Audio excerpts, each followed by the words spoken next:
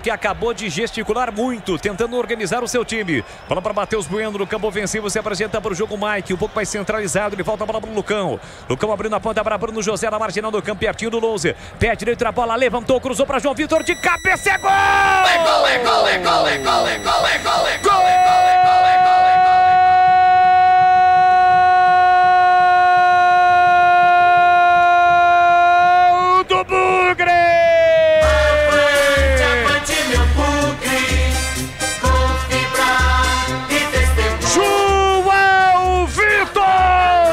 Tem a 19 estampada na camisa.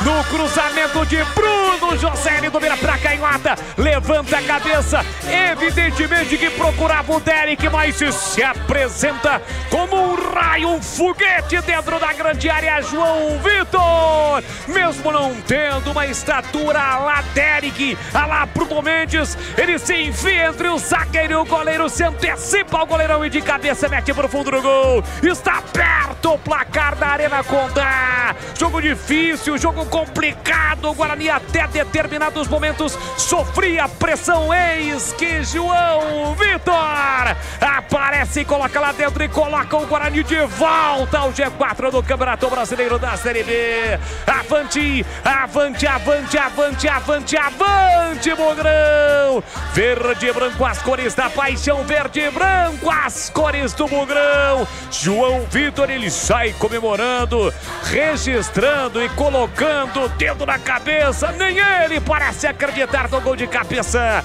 João Vitor está perto o placar na Arena Condá. Na marca de 35 minutos de bola rolando do primeiro tempo. Solta o grito. Grita comigo, nação bugrina. Tá registrado na Arena Condá. João Vitor de cabeça.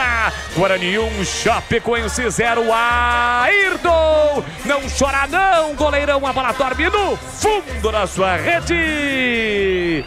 E o detalhe do gol, que gol importante do Guarani, Vladimir Catarino. O detalhe para assistência do Bruno José, né? Que belo cruzamento, colocou com as mãos praticamente dentro da área. Você disse bem, a intenção era o Derek, mas o João Victor surgiu às costas do Cristiano, se antecipou ao lateral da Chape e tocou de cabeça, sem chances de defesa para o goleiro Ayrton. Segundo gol dele nesta Série B do Campeonato Brasileiro. O Guarani está na frente, 1 a 0.